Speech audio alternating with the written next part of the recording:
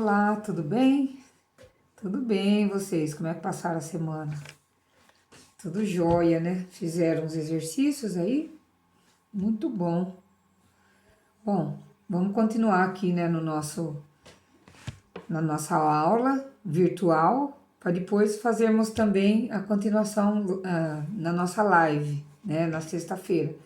Bom, hoje nós vamos trabalhar aí com a prancha 13, falar um pouco de um grande artista, né? Considerado um dos maiores gênios da história da humanidade, que é o Leonardo da Vinci.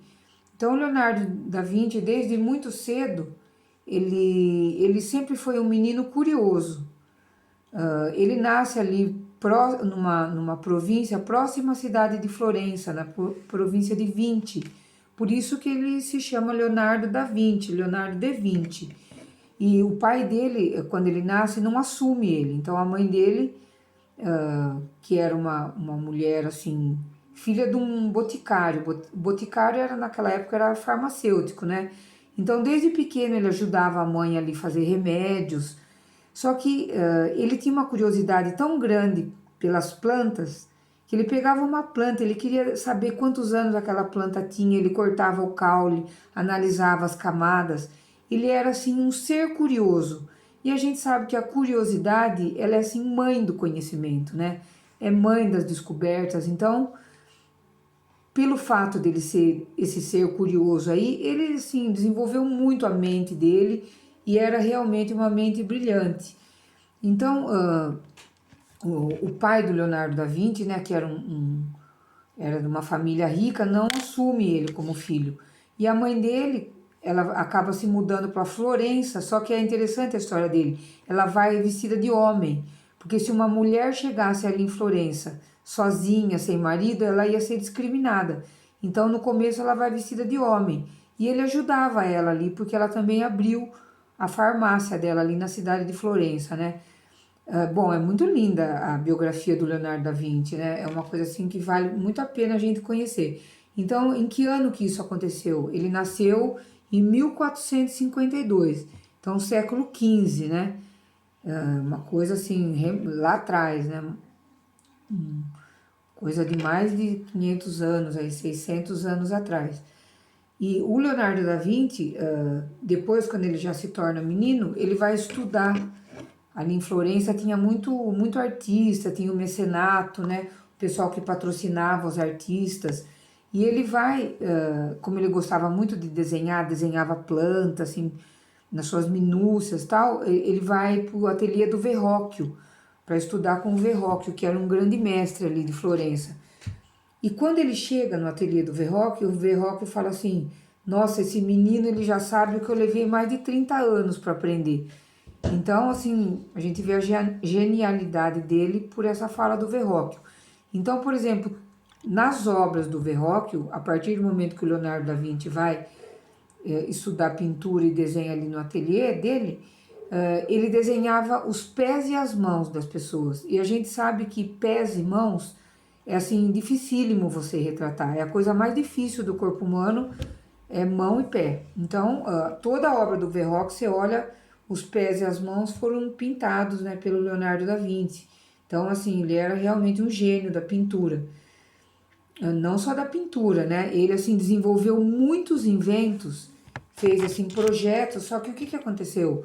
Não existia tecnologia na época para realizar as coisas que ele inventou, né? Então, por exemplo, helicóptero, bicicleta, tanque de guerra. Até depois eu vou falar sobre isso melhor no final aqui da minha aula. Mas eu quero que vocês olhem aqui então na prancha 13, vai ter um autorretrato do Leonardo da Vinci. Então, ele se autorretrata aí quando ele já era velho, né? A gente vê pela barba, era um costume da época, né? O uso da barba. Então, aí tem o autorretrato do Leonardo da Vinci de 1512, giz vermelho sobre papel. Então, uma coisa que ele tem muito é variação de materiais também. Ele trabalha com giz, trabalha com tinta, com têmpera, né? Que ainda não tinha chegado ainda. A tinta a óleo vai chegar lá da Alemanha depois, ali na Itália. Então, ele trabalha com o que ele tem ali.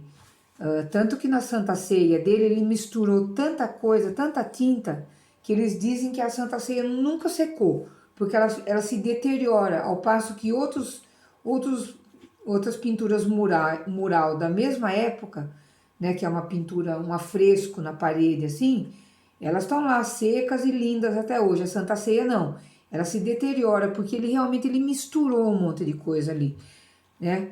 Então, o Leonardo da Vinci, ele também gostava muito de sair de casa com um caderninho, onde ele anotava todas as coisas que ele achava que interessantes, ele anotava. E esse segundo desenho que a gente tem aí, ó, que é a Estrela de Belém, é um desenho retirado de um caderno dele. E todo mundo sabe também que o Leonardo da Vinci, ele escrevia de trás para frente, né? A gente costuma escrever o quê? Da esquerda para a direita. O Leonardo da Vinci ele escrevia da direita para a esquerda, o oposto. Então, para você ler as coisas que ele escrevia, você tem que colocar diante de um espelho.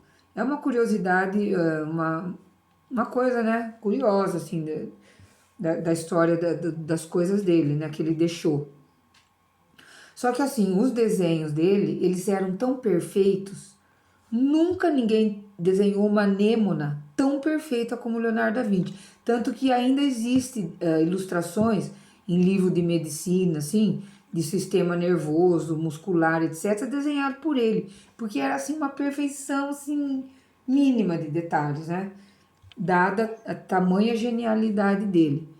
Bom, aqui, ó, depois nós temos uma outra obra que é a Madonna dos Rochedos. Essa obra ela é importantíssima porque ela inaugura um tipo de pintura desenvolvida também pelo Leonardo da Vinci, que a gente chama de esfumato, né? Esfumato é o termo italiano, que quer dizer esfumaçado. A gente pode também chamar de claro escuro, que é o que? Luz e sombra. Porque o que a luz e sombra dá? Quando a gente olha para a Virgem dos Rochedos, o que a gente percebe? Que tem profundidade na obra. E como que eu consigo essa profundidade? Então eles desenvolveram duas técnicas ali no Renascimento. Eles desenvolveram a perspectiva, que era tipo um aperfeiçoamento através da matemática, para você dar profundidade para alguma coisa, ou então dá a impressão que ela estivesse saltando do papel, que a gente chama volume em positivo e negativo, né? No caso, o volume negativo é quando você tem a sensação de um túnel, e o volume positivo é quando você tem a sensação, por exemplo, uma coisa que está, como eu falei, né, saltando do papel. Então, ele desenvolveu a perspectiva, ele e outros ali, né, mas o dele foi, assim, genial o que ele criou. E também essa técnica do esfumato aí, que é o esfumaçado. Então, o que é o esfumato?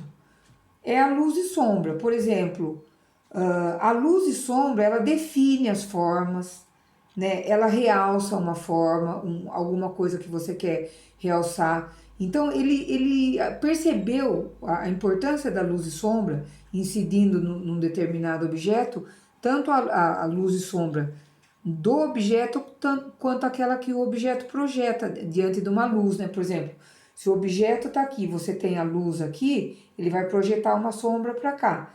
E aqui nessa face do objeto vai estar a luz e nessa face de cá vai estar a sombra. Então, se você conseguir perceber, né, onde que está a luz e onde que está a sombra, você consegue dar volume para os objetos, né? E eles estavam buscando isso daí, né, para melhorar o quê? A representação do mundo ali, do entorno deles, representar o homem, porque nessa época aí o homem passou a ser o foco das atenções e começaram a fazer retratos, né? Tanto que a Mona Lisa ela é considerada um dos primeiros retratos assim da história da pintura, porque a igreja não permitia que os pintores fossem livres e fizessem retratos das pessoas, da nobreza e tal. A igreja ela só encomendava obras assim de caráter religioso. Então, nessa época do Leonardo da Vinci aí vai haver muita mudança, né? Que é um período conhecido como Renascimento. Então, a própria Mona Lisa, né, do Leonardo da Vinci é uma obra assim magnífica, mas a gente sabe que ele não acabou a obra, ela está inacabada, porque ele fazia isso, Leonardo. É uma característica dele também. começar um trabalho e não ele achava defeito, ele achava que não estava perfeito e isso fazia com que ele abandonasse os trabalhos.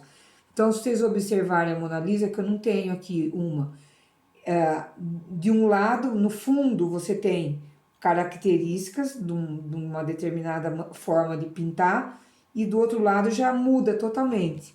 Primeiro, porque ele mudava, ele ia aprimorando as técnicas dele. Segundo, que aquele quadro ele levou mais de 5 anos para entregar, que foi uma encomenda, né, de um banqueiro lá de Florença, que era a cidade, era a cidade mais importante na época ali, né, que era tinha um comércio super rico, tinha as famílias mecenas, né, que exerciam mecenato nas artes.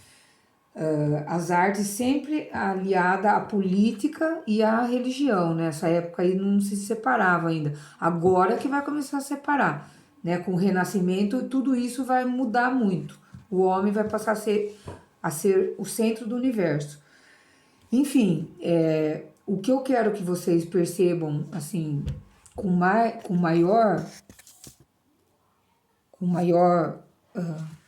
atenção, é essa obra aí, a Virgem dos Rochedos, para vocês perceberem aonde está a luz, aonde está a sombra, né, da obra, aonde como que é o tipo da composição, se ela é uma composição triangular, o que que tem lá atrás? Aparece uma paisagem também. Então eu tenho 2 gêneros de pintura sendo trabalhado, eu tenho figura humana, eu tenho anjo, eu tenho uma paisagem lá no fundo. Então é uma obra assim que inaugura, né, esse tipo de pintura aí do Leonardo da Vinci, do esfumato. E eu não vou passar para a próxima prancha, tá? Nós vamos ficar só nessa prancha aqui, porque eu vou trabalhar com luz e sombra para vocês na live da gente. Então, lá para a live, eu quero que vocês deixem ali na mão o que é uma luminária que nós vamos usar, um papel, né? Uma folha de sulfite e lápis. Se vocês tiverem lápis 6B, ótimo. Se não, pode ser lápis comum mesmo, lápis grafite e borracha, tá? Que nós vamos fazer um exercício de luz e sombra. O trabalho, a tarefa que eu vou deixar para vocês aqui na plataforma e que também eu vou cobrar depois lá na live, né, para vocês falarem um pouco disso, é sobre os inventos do Leonardo da Vinci. Então eu quero que vocês façam uma pesquisa das coisas que ele inventou.